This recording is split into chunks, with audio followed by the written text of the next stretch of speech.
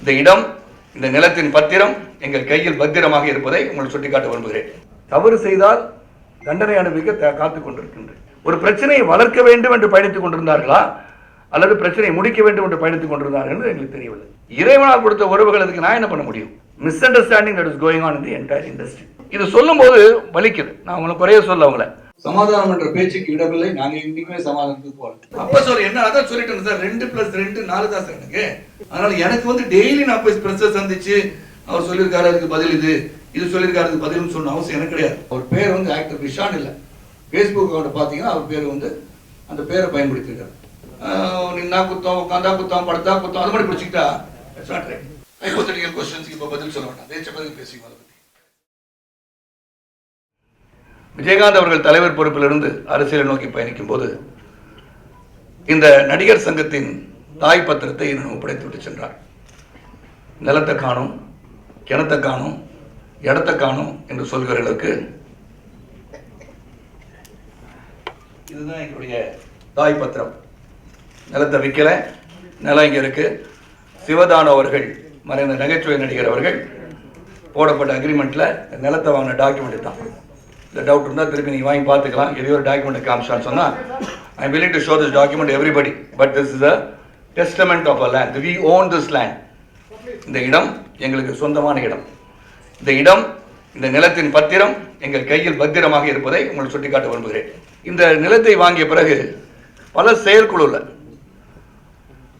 செயற்குழுல வந்து இதை பற்றி பேசணும். இது மறுபடியும் கடனில் ஆழ்ந்து விடுமா? அப்போ ஒரு வருமானத்தை ஈட்டுகின்ற ஏதாவது ஒன்றை செய்ய வேண்டும் என்று இருந்தோம். எஸ்பிஐ சினிமாஸை பற்றி சொல்லணும்னா பல தியேட்டர்ஸ் வந்துருச்சு. நீங்கள் மாடர்னைஸ் பண்ணியிருக்கிறது எஸ்பிஐ வந்து ஒரு 4 ரன்னர்ஸ்ன்னு சொல்லலாம். தியேட்டர் வந்து ஒரு பெரிய லெவலில் வெளிநாடுக்கு இணையாக தியேட்டர் உருவாகிறது எஸ்பிஐ சினிமாஸ். பல தியேட்டர் காம்ப்ளெக்ஸஸ் இருக்கா. எஸ்பிஐ வந்து one of the leading firms. அந்த மாதிரி 4-5 பேரில் ஒருத்தர். ஸோ யாரோ ஒருத்தர் கான்ட்ராக்டர் போய் நான் கான்ட்ராக்ட் கொடுக்கல. இது வந்து south Indian artist association, executive engineer, corporation of Chennai, zone 7 நுங்கம்பாக்கத்துக்கு கடிதம் போட்டிருக்கோம்.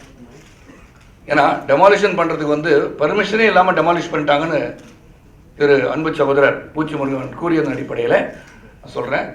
Demolition of the existing building at number 16 old number 153 Habibullah road, Chennai 17, plan submitted for approval regarding letter written from south Indian artist association. அப்போ இது சொல்லும் போது வலிக்குது. நான் உங்களுக்கு குறைய சொல்ல அவங்கள இப்படி போடப்பட்ட இந்த திட்டத்தின்படி அருகிலிருந்து ஒப்பந்தத்திற்கு ஒப்புதல் அளித்துவிட்டு டெமாலிஷன் ஆன பிறகு ஒரு வழக்கை நீதிமன்றத்தில் தொடர்கிறார். அப்போ அவர் அங்கே தானே இருந்தார். அப்போ அன்னைக்கு உட்காரும் போது ஏன் அந்த கேள்விகளை எழுப்பவில்லை? நீங்கள் 2 ட்ரஸ்டி தான் இருக்கீங்கன்னு அன்னைக்கு சொன்னாரா? ஏன்னா விஜயகாந்த் அவர்களும் நானும் இருக்கும்போது managing trustee and trustee, the south Indian artist associations president and secretary automatically become managing trustee and trustee. அப்போ அன்று இருந்தவர்கள் 2 பேர் தான். கடனை அடைப்பதற்கு வங்கியில் எங்கள் 2 பேர் கையெழுத்து ஒப்புதலாக இருந்தது. ஆனால் ஒரு கையெழுத்து போட்டு ஒரு நல்ல ஒப்பந்தத்தை உருவாக்குவதற்கு 2 பேர் கையெழுத்து போட்டு அது ஆகாது. கேட்டால் மாமன் மச்சான் என்று சொல்றேன். Is my friend. கார்த்திக் அவர்கள் என் ஃப்ரெண்டு தான், ராதாரவி நண்பர்கள் தான். பிரபு அப்பா வந்து அந்த காலகட்டத்தில் படிச்சுட்டு இருந்தார். அப்போ எனக்கு வந்து ராதாரவி வந்து was my friend. And Ram king அமர்ந்திருக்காங்க. வெற்றி படிகளில் வந்து அவர் ஹீரோ, நான் வந்து villain. But today the twist of fate, I get married to Radhika and I become brother-in-law to Ravi and brother-in-law to Ramki. அப்போ உறவுகள் வருவது வந்து இறைவனால் கொடுத்த உறவுகள். அதுக்கு நான் என்ன பண்ண முடியும்? ஸோ அதனால் வந்து நண்பர்களாக இருந்தவர்கள் இன்று மச்சான் மாமனா ஆகிவிட்டார்கள். மச்சான் மாமனாக தான் திருடுவாங்க, நண்பராக திருடி இருக்க மாட்டாங்கல்ல. அது கொஞ்சம் வலிக்குது. ஏன்னா உணர்ந்து பார்க்கணும். நானும் ஒரு குடும்ப பாரம்பரியத்தின் நியாய தர்மத்துக்கு கட்டுப்பட்டு தான் நடந்துட்டு இருக்கேன். தவறு செய்தால் தண்டனை அனுபவிக்க காத்து கொண்டிருக்கின்றேன். தவறு என்று சொன்னால் சுட்டி காட்டினால் என்னென்ன திருத்திக் கொள்ள முடியும். ஒரு பிரச்சனை என்று சொன்னால் அந்த பிரச்சனை வந்து முடித்து வைப்பதுதான் திறமை. பிரச்சனையை பெரிதாக்கி கொண்டு போவது வந்து நல்லதல்ல. ஒரு அட்மினிஸ்ட்ரேஷனுக்கு ஒரு பிரச்சனை உங்களுக்குள்ள மனசு இருக்குன்னா அது இண்டிவிஜுவலிஸ்டிக்காக போகும்போது நீங்கள் வந்து ஒருத்தர் திட்டாருன்றதுக்காக அவர் திட்டிட்டு இருந்தாலும் அவர் நேரடியாக போய் நீங்கள் சந்திச்சிருக்கணும். நான் திட்டணும்னு என்ன நடந்துச்சு நேராக போக வேண்டியதானே. என்ன சார் பேசிட்டு இப்படியே பேசிட்டு இருப்பீங்களா? நீங்கள் போய் கேட்டிருக்கலாமே. Then it would have been a different issue. It would have been a personal issue where personality clashes அப்படி நடந்திருக்கும். நடிகர் சங்கத்துக்கு வந்து இந்த பிரச்சனை வந்திருக்காது. திட்டுவது மட்டும்தான் காரணமா, அல்லது சில பொத்தம் பொதுவாக சொல்லிக்கின்ற ஊழல் குற்றச்சாட்டு தான் காரணமா? அப்ப முறைகேடு என்று சொல்லுது காரணமா? ராதாரவி திட்டினாங்க அப்படின்றீங்க, கெட்ட வார்த்தை திட்டினான்னு சொன்னீங்க, அதான் சொன்னீங்க. எஸ், அதுக்கு வந்து show cause notice was sent to mister Radharavi and Mr. K.N. Kalai. Me as a president sending a notice to the general secretary and the vice president of the South Indian Artists Association to give reasons. Show cause notice அனுப்பப்பட்டது. Show cause notice வந்த பிறகு வந்தாங்க, வருத்தம் தெரிவித்தார்கள். திரும்பி நாங்கள் letter போட்டோம். வருத்தம் தெரிவித்தது சரியான முறை அல்ல. திருச்சியில் சொன்னார்ல, அங்கே போய் மறுபடியும் கூட்டத்தை கூட்டி அங்கே போய் மன்னிப்பு கேட்க சொல்லுங்கண்ணா, அது சாத்தியபூர்வமா என்று உங்களுக்கே விட்டு விடுகிறேன். ஆக ஒரு பிரச்சனையை வளர்க்க வேண்டும் என்று பயணித்துக் கொண்டிருந்தார்களா அல்லது பிரச்சனையை முடிக்க வேண்டும் என்று பயணித்துக் கொண்டிருந்தார்கள் என்று எங்களுக்கு தெரியவில்லை. So I really to not know the reason for this misunderstanding that is going on in the entire industry. சமாதானம் என்ற பேச்சுக்கு இடமில்லை. நாங்கள் இன்னைக்குமே சமாதானத்துக்கு போகல. ஒவ்வொரு முறை பேச்சுவார்த்தை வரும், பேச்சு சமாதானம் நாங்கள் போனோம் இல்ல. அவங்க வந்து போனது வந்து அவங்க பேசுறது வந்து ஏன் இந்த மாதிரி ஒவ்வொருத்தர் பல பேருக்கு வந்து ஒரு புறம் மூத்த கலைஞர் சி.டி. சவுந்தரா அவர்கள் ஒரு பேட்டி பார்த்தாங்க, ரோஜா அவர்கள் பேட்டி கொடுத்திருந்தார்கள். அந்த எண்ணத்தை பிரதிபலிக்கும் முறையில் இது ஏன் இந்த மாதிரி நடந்துட்டு இருக்குன்ற ஒரு கருத்தை பதிவு செய்தார்கள். அவங்க தான் ஆதரவு தூது போடுறது நான் தான் சொல்லணும். சமாதானம் பேச வேண்டுமா, நடிகர் சங்க தலைவர் செயலாளர் உட்பட நாங்க போய் உட்கார்ந்து பேசலாம், அது பெரிய சமாதானம். அந்த சமாதானம் நாங்க போல 19 தொடர்ந்து குற்றச்சாட்டு வச்சுக்கிட்டே இருந்தாங்கன்னா ஆதாரம் இருக்கணும் சார். அப்ப சொல்லாம திடீர்னு அப்ப சொல்ல என்ன, அதான் சொல்லிட்டேன் சார். 2+2 4 தான் சார். எனக்கு ஒரே கேள்வி 100 தடவை சொல்லும் போது எனக்கு அறிவும் மாற்றம் உள்ள சரத்குமாருக்கு ஒரு கேள்விக்கு 10 முறை பதில் சொல்ல முடியும். எது கொடுக்கணும்? 6 மாசம் கொடுத்துருங்க. நீங்களாம் பாக்காட்டி என்ன செய்ய முடியும்? அதாவது 30 ஆண்டுகளுக்கு முன்னாடி ஒருத்தர் செய்த சாதனை. ரைட் பிரதர்ஸ் வந்து ஒரு விஷயம் சகோதரா, ரைட் பிரதர்ஸ் வந்து அவர் தான் வந்து ஏரோப்ளேன் டிசைன் பண்ணி கண்டுபிடிச்சாரு. இன்னைக்கு A380 போகுது அப்படின்னா ரைட் பிரதர்ஸ் மறந்துடுவீங்களா? ஆக everybody is giving the contribution to the society. அப்ப அதுதான் நீங்க பார்க்கணும் இல்லையா? அன்னைக்கு ஏன் சொல்லல, இன்னைக்கு ஏன் சொல்லல கிடையாது. அன்னைக்கு சொல்லிட்டு தான் இருக்கேன். I have defended this so many times. எவ்வளவு தூரம் நான் பிரஸ் சந்திச்சிருப்பேன், எவ்வளவு தூரம் இதே கருத்தை சொல்லியிருக்கேன். ஏன் வந்து பேசல, ஏன் வந்து பேசல? நீங்க வந்து பேசுறீங்க, நீங்க வந்து பத்திரிகையில தான் பேசுறீங்க.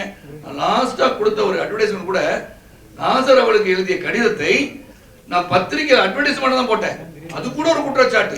அது கூட நடிகர் சங்க படத்துல தான் கொடுத்திருக்காங்க. SR பப்ளிசிட்டி நிறுவனத்துல பில்லு பே பண்ணிருக்கேன். அந்த பில்லு கூட நான் காட்டுறேன். என்ன சார் திடீர்னு சொல்றீங்க? திருப்பி விளக்கம் வந்து தினமும் கொடுத்துட்டு முடியும் சார். நான் கேட்கிறேன். அவங்க டெய்லி ஒன்று சொல்லுவாங்க, 19 சொல்லிட்டு இருப்பாங்க.